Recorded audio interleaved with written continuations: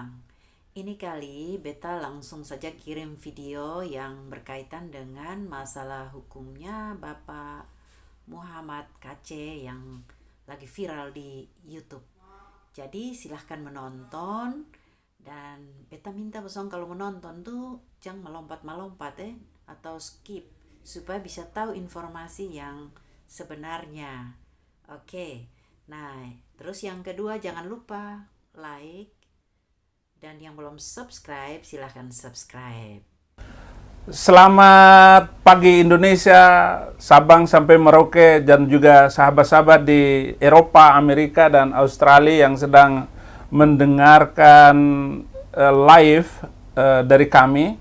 Dan sekarang untuk ketiga kalinya saya dengan pengacara MKC duduk bersama untuk meluruskan berita-berita baik di YouTube ataupun berita elektronik dan koran-koran online, semuanya memberitakan hal yang nyinyir ataupun hal yang tidak dari A1. Berita utama ini kita dengarkan dari pengacara MKC Pak Kamarudin, Martin, dan Febri. Tiga orang ini yang kami percaya oleh keluarga kami untuk pembelaan MKC. Apa yang paling baru tentang berita ini? Berita terbaru terkait dengan pemeriksaan Muhammad Kosman atau Haji Muhammad Kosman alias MKC beberapa hari yang lalu, yaitu tepatnya pada hari Kamis ya. Saya ketika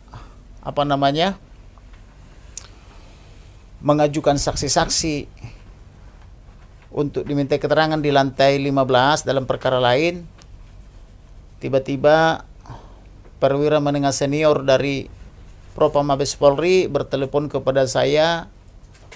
Dia ingin meminta keterangan daripada klien saya terkait dengan terduga aparatur, mulai dari berpangkat Irjen Pol sampai dengan perwira menengah, perwira pertama hingga bintara, terkait apa yang dialami MKC selama penangkapan sampai penahanan. Ketika itu saya katakan bahwa saya ini sedang mendampingi saksi-saksi juga di Cyber Polri di lantai 15 dalam perkara lain. Dan informasinya klien saya MKC tidak mau dimintai keterangan karena alasan traumatik apabila pengacaranya tidak hadir. Oleh karena itu saya menginformasikan kepada rekan saya Febri dan rekan Martin, tetapi rekan Martin juga sedang berada posisinya di Jawa Barat mendampingi suatu kasus atau menangani suatu kasus, sehingga saya katakan karena kami para pengacaranya saat ini tidak bisa begitu saja hadir ketika dimintai perbantuan untuk mendampingi, maka saya ulur kurang lebih 2-3 jam. Sehingga di satu sisi saya harus mendampingi saksi-saksi di lantai 15, di sisi lain saya turun ke bawah ke basement 1 untuk mendampingi MKC guna dimintai keterangan sebagai korban. Nah, tapi permintaan keterangan ini untuk kepentingan akan segera diadakan sidang pemeriksaan terhadap para terduga, yaitu aparatur kepolisian yang bertanggung jawab, mulai dari penjaga, kepala rutan dan sebagainya, termasuk tersangka Irjen Pol dan kawan-kawan. Maka ketika itu saya dampingi, mulailah pemeriksaan. Demi pemeriksaan, tiba-tiba ada satu hal yang selama ini masih ditutupi atau belum semuanya diberitahukan oleh MKC kepada keluarganya, termasuk kepada penasihat hukumnya, bahwa ternyata ketika MKC ditangkap pada tanggal 25 Agustus 2021, beliau dimintai keterangan di Polda Bali tanpa penasihat hukum, dimintai keterangan juga di Jakarta tanggal 25 setelah tiba di Bareskrim Polri tanpa didampingi penasihat hukum, walaupun 15 orang penasihat hukumnya yang terdahulu sudah menunggu di ruang tamu, tapi tidak diberitahukan.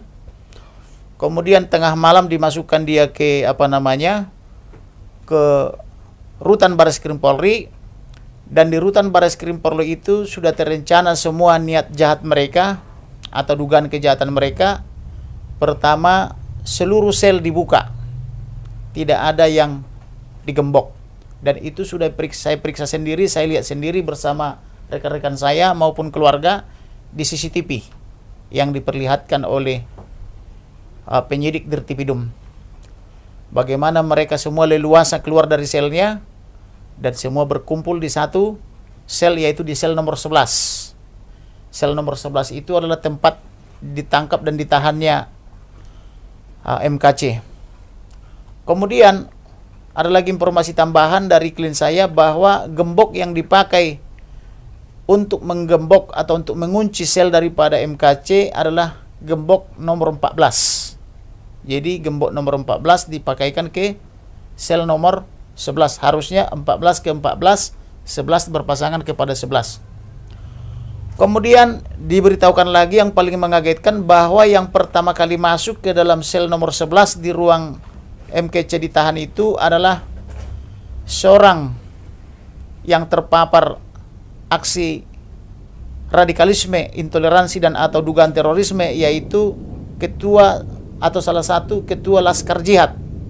Nah, inilah permasalahan bangsa ini, ada Laskar Tentara Nasional Indonesia, ada pula laskar lain, laskar agama, kan begitu ya.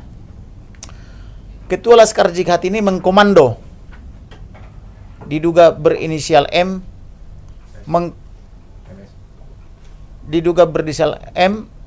dia mengkomando beberapa temannya, termasuk Irjen Pol itu di bawah komando dia. Jadi ternyata bukan Irjen Pol komandannya. Komandannya adalah Panglima Laskar Jihad. Jadi Irjen Pol ini hanya anak buah dari Panglima Laskar ini. Dia mengkomando, masuk ke dalam ruangan, lalu menginterogasi atau memintai keterangan. Yaitu ada proses verbal di lantai 15, ada pula proses verbal atau permintaan keterangan di lantai basement 1. Kalau yang di lantai 15 versi Polisi Republik Indonesia, kalau yang di yang di basement itu versi Polisi Agama. Nah, kemudian ada pertanyaan-pertanyaan terkait dengan YouTube yang diupload oleh MKC.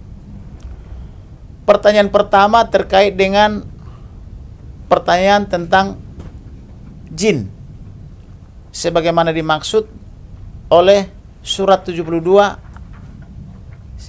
Al-Jin ayat 19.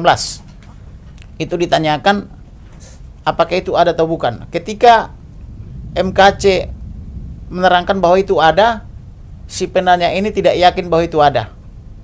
Nah, sehingga dia langsung dipukul.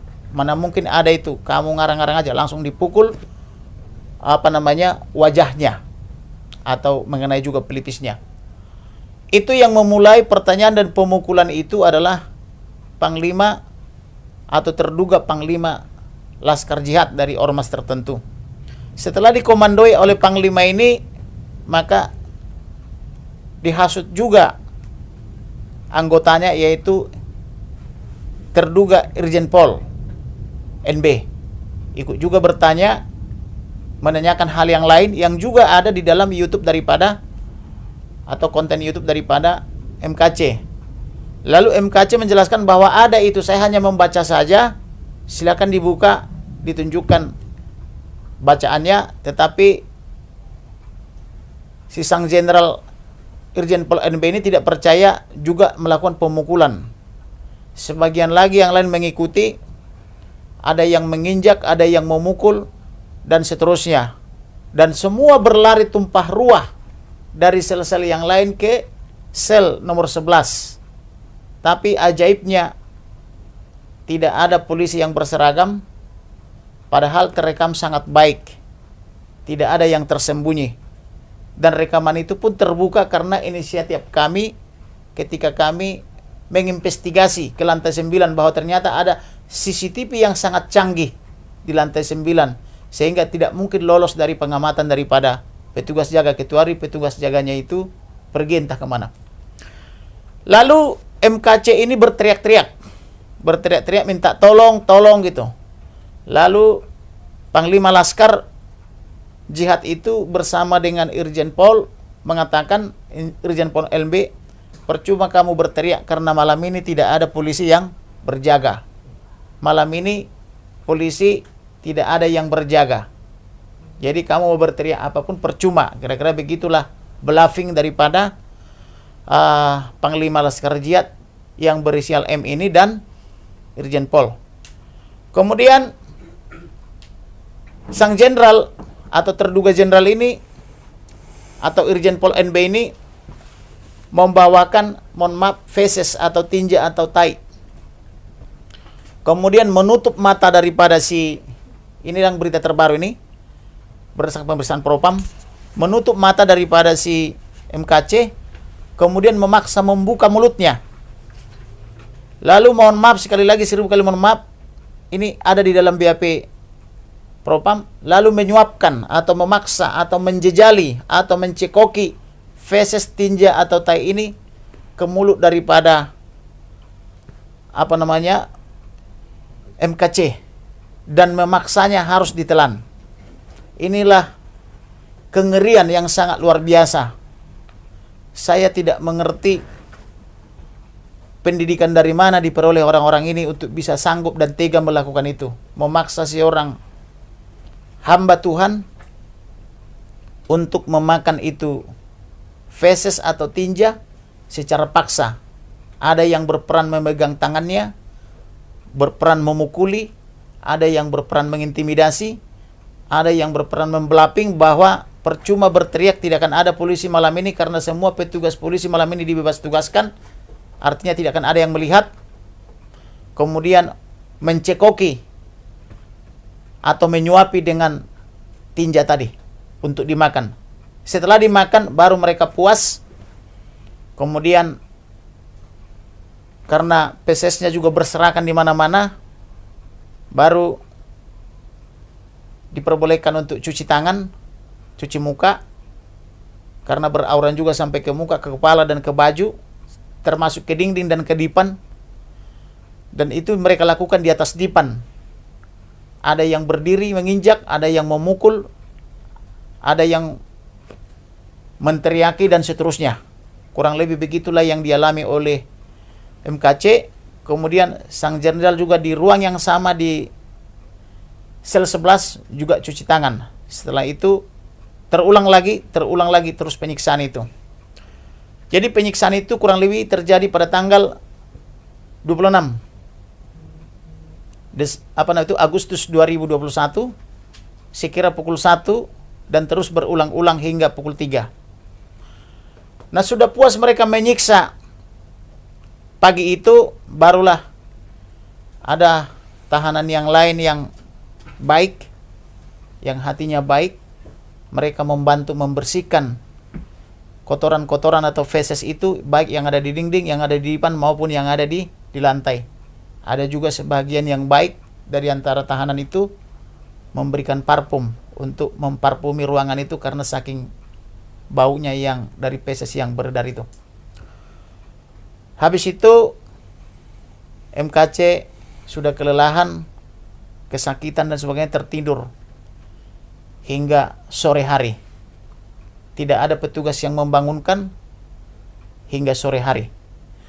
Kemudian di sore hari pukul 15, masih di tanggal 26, ada 2 orang diduga anggota Polri yang tidak berseragam dan atau juga bisa sebagai petugas tahanan yang dimanfaatkan untuk memanggil-manggil dari setiap ruangan, membukakan kunci daripada tahanan daripada MKC, kemudian membawa klien kami NKC untuk diperhadapkan kepada penyidik Siber Polri atau Cyber Polri lantai 15. Kemudian ketika yang bersangkutan dibawa dari ruang 11, di luar sana sudah berkeliaran Irjen Pol dan kawan-kawan menunggu. Dan ketika dia digiring oleh petugas yang memanggil 2 orang ini, kembali sang jenderal memanggil, kamu ke sini, kan begitu. karena dipanggil, MKC bergegas terus menuju ke depan, mau keluar, tetapi dihalangi oleh 2 orang yang memanggil ini. Artinya ada peran daripada yang mengeluarkan dia dari sel, yang diduga sebagai anggota Polri yang tidak berseragam, atau petugas yang disuruh oleh anggota Polri untuk menjemput dari selnya. Kemudian karena dihalangi dia lewat, kamu menghadap dulu ke sang jenderal. Maka ketika itu sang jenderal mengintimidasi, jangan banyak mulut, jangan melapor polisi, atau kamu saya habisi, anak istrimu dan pengacaramu. Artinya ada ancaman kepada 3 pihak. Kepada MKC akan dibunuh karena mereka mengatakan mereka sudah siap untuk membunuh. Kemudian akan membunuh istri dan anak-anaknya, juga akan membunuh pengacaranya apabila MKC bercerita atau melakukan pelaporan. Kemudian MKC ini di dalam ancaman tersebut menyatakan ia tidak akan cerita. Lalu si penyidik dan atau suruhannya membawa MKC naik ke lantai 15. Setelah nyampe lantai 15, penyidik cyber yang melihat dia bisa benar-benar tidak tahu, bisa juga pura-pura tidak tahu. Loh, kenapa kamu? Kurang lebih begitu. Karena dilihat wajahnya semua sudah biru kehitam-hitaman, badannya sudah babak belur, dan diduga tulang-tulangnya sudah ada yang patah akibat perbuatan daripada segerombolan yang di basement 1 itu, atau di rutan Bareskrim Polri. Kemudian setelah dijelaskan, karena dia sudah sekarat, sulit bergerak, maka dia pun dibawakan ke SPKT Bareskrim Polri untuk membuat laporan polisi, kemudian dibawakan ke rumah sakit Polri, hanya sekedar visum, tetapi tidak diobati, tidak dirawat juga. Di sisi lain, para pengacara terdahulu tetap masih menunggu di lantai 15. Kemudian penyidik cyber Polri bersama perwira-perwiranya paling senior di situ menginformasikan kepada advokat dan atau penasihat hukum yang berjumlah 15 menunggu di situ. MKC baik-baik saja, MKC hanya isolasi mandiri karena MKC diduga terpapar COVID dan sebagainya. Kemudian maka para pengacara ini juga atau penasihat hukum ini menginformasikan kepada publik, media cetak dan elektronik, bahwa MKC baik-baik saja, hanya saja masih melakukan isolasi mandiri.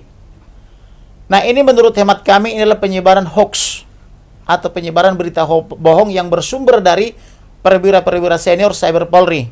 Sehingga menurut hukum, siapa yang menyebarkan berita bohong harus dipidana. Oleh karena itu saya minta kepada Bapak Kapolri dan Kabar Eskrim supaya penyidik-penyidik di cyber Polri ini juga dijadikan tersangka untuk dimintai keterangan, karena mereka menyebarkan hoax atau berita bohong. Kemudian mereka melawan Undang-Undang Advokat nomor 18 tahun 2003 tentang advokat. Karena kenapa? Advokat itu dijamin oleh undang-undang. Sama halnya dengan polisi dijamin oleh Undang-Undang nomor 2 tahun 2002 tentang kepolisian. Ada juga Undang-Undang Kejaksaan, ada juga Undang-Undang Kehakiman. Sehingga ketika ada proses menegakkan hukum dengan cara melawan hukum, itu satu kejahatan. Karena kejahatan itu tidak hanya saja yang melakukan, tetapi juga yang melakukan pembiaran juga, yang saya sebut dengan strict liability dan vicarious liability. Sehingga oleh karena itu, karena ini ada kejahatan yang terstruktur, sistematis dan masif, kemudian mengesampingkan atau melawan undang-undang tentang hak-hak tersangka yang diatur dalam pasal 50 sampai pasal 48, juga melawan dan mengesampingkan hak-hak daripada tersangka dan penasihat hukumnya yang diatur dari pasal 69 sampai pasal 74, khususnya pasal 72, di mana penyidik tidak mau memberikan turunan berita acara kepada tersangka maupun kepada penasihat hukumnya walaupun sudah diminta secara lisan maupun tertulis, tetapi sampai detik ini mereka tidak mau memberikan dengan alasan tidak diizinkan oleh Dir Cyber Polri atau pada Bareskrim Polri. Maka menurut saya apa yang mereka lakukan itu bukanlah penegakan hukum, tapi adalah kejahatan hukum. Oleh karena itu semua langkah-langkah yang dilakukan oleh penyidik Cyber Polri ini harus ditolak demi hukum karena tidak sesuai hukum acara. Polisi betul dijamin oleh undang-undang, yaitu Undang-Undang Nomor 2 Tahun 2000 tentang kepolisian. Pengacara juga dijamin hak-haknya dan kewenangannya, yaitu tugas pokok dan fungsinya diatur juga oleh Undang-Undang 18 2003 tentang advokat. Jaksa juga dijamin undang-undang, hakim juga dijamin oleh undang-undang. Tetapi dalam proses beracara ada hukum material, ada hukum formil. Hukum material yaitu hukum yang disangkakan kepada MKC, yaitu pasal 28 Undang-Undang ITE ayat 2 dan pasal 45 Undang-Undang ITE junto pasal 156 dan 156A KUH pidana. Junto pasal-pasal lainnya termasuk informasinya termasuk sampai ke TPPU, karena persembahan-persembahan yang diterima penceramah dan atau pendeta itu pun dianggap sebagai kejahatan atau kriminalisasi suatu perbuatan hukum tanpa ada diatur lebih dahulu dalam hukum. Kemudian dalam menegakkan hukum material ada hukum acara. Ini yang tidak boleh lupa. Ada hukum acara, yaitu hukum acara proses bagaimana menegakkan hukum material. Inilah yang harus dipatuhi oleh caturwangsa penegak hukum, yaitu polisi, jaksa, hakim, dan advokat. Ternyata penyidik Cyber Polri tidak mematuhi hukum acara, tidak patuh kepada Undang-Undang Nomor 8 Tahun 1981 tentang hukum acara pidana atau disebut dengan KUHAP. Nah, kalau menegakkan hukum di luar daripada KUHAP, nah ini bukan proses penegak hukum, tapi adalah hukum semau gue, hukum suka-suka, dan inilah kejahatan. Inilah yang selalu kita mintakan kepada Kapolri dan Kabarreskrim, supaya orang-orang yang bertindak sebagai penegak hukum dengan melawan hukum di Cyber Polri itu, saya minta segera diberhentikan untuk sementara sampai ada putusan yang mengadili mereka secara kode etik, apakah layak apa tidak si penegak hukum, dan diganti dengan penegak hukum lain. Karena Polri kan ada sekira kurang lebih 427.000, tentu masih banyak anggota Polri yang lain yang bisa disiapkan menjadi penyidik Cyber Polri di situ.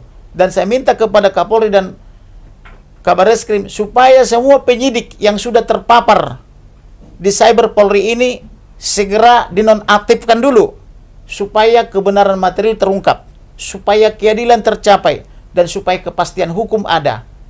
Ini mengherankan bagi kami sebagai pengacara, sampai detik ini kami tidak bisa menerima turunan berita acara.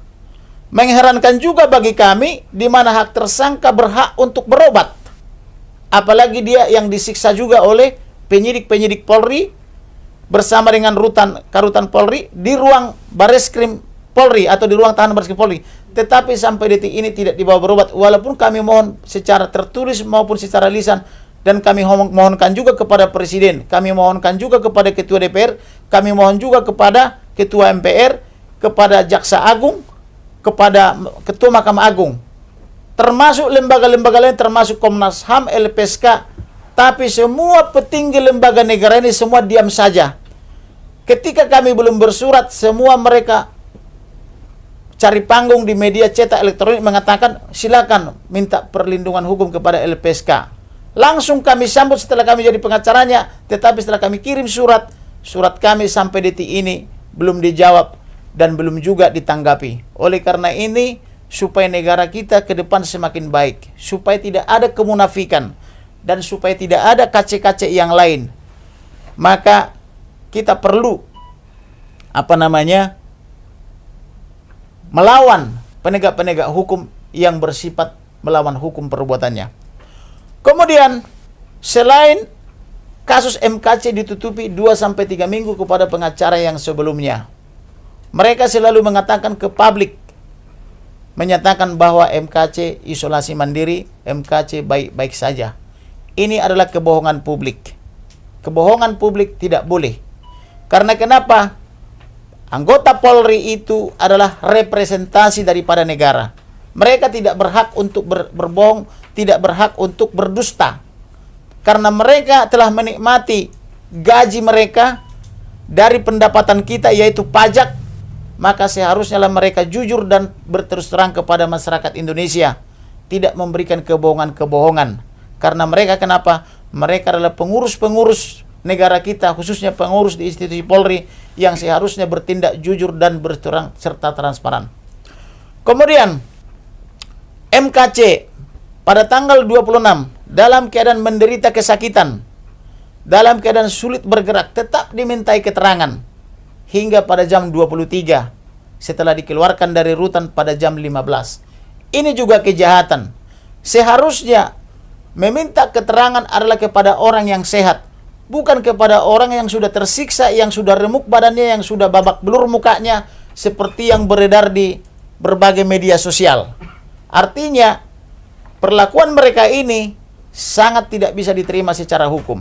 Tetapi penyidik Cyber Polri tetap memintai keterangan hingga pukul 23 waktu Indonesia Barat tengah malam pada tanggal 26 di bulan Agustus 2021. Dan itu juga tidak diberitahukan kepada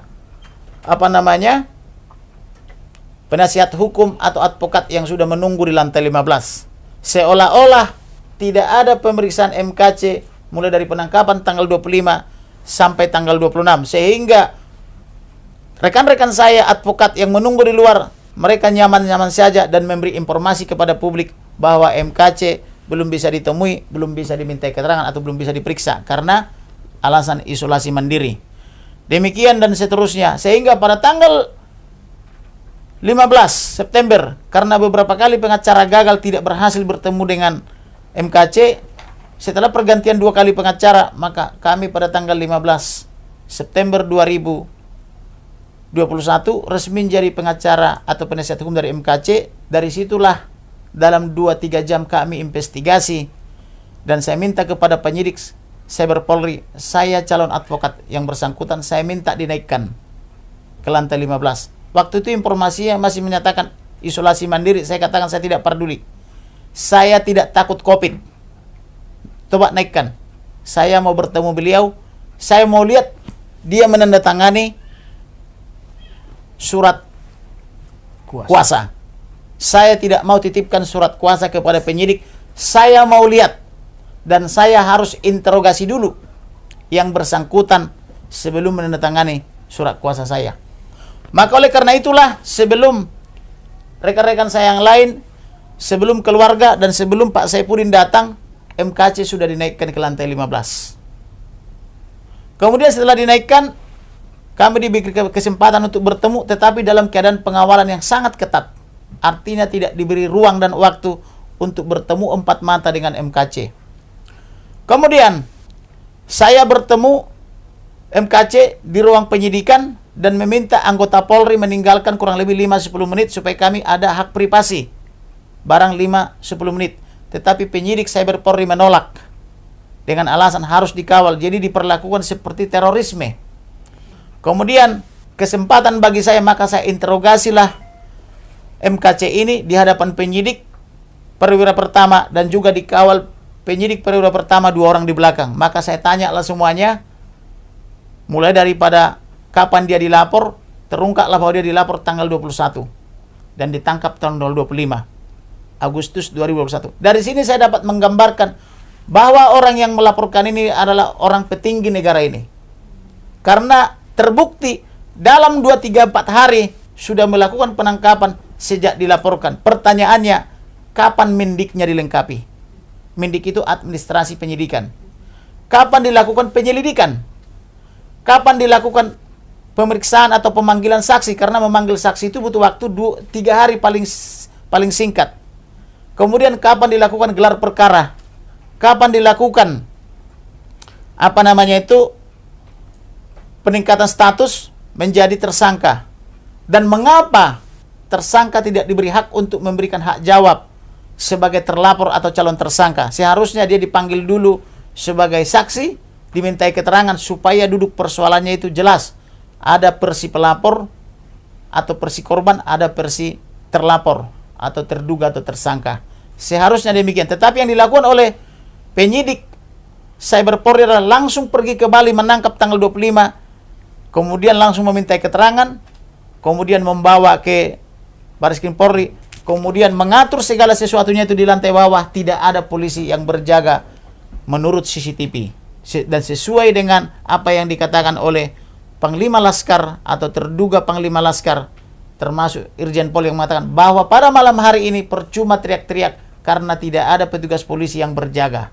Dan itu memang terlihat di dalam CCTV, tidak ada petugas polisi yang melerai atau yang berjaga pada malam hari itu. Oleh karena itu saya cukup beralasan mengatakan bahwa semua petugas yang harusnya berjaga malam itu, baik itu Bintara, tapi saya tidak mau Bintara karena Bintara itu sebetulnya di bawah perintah perwira, maka semua perwira yang harusnya berjaga malam itu saya minta supaya dijadikan tersangka, termasuk atasan daripada kepala rutan itu yang mengatur semua kejahatan ini. Karena menurut kita ini tidak pantas penegak hukum berperilaku sebagai pelaku kejahatan hukum. Itulah kira-kira yang bisa saya jelaskan.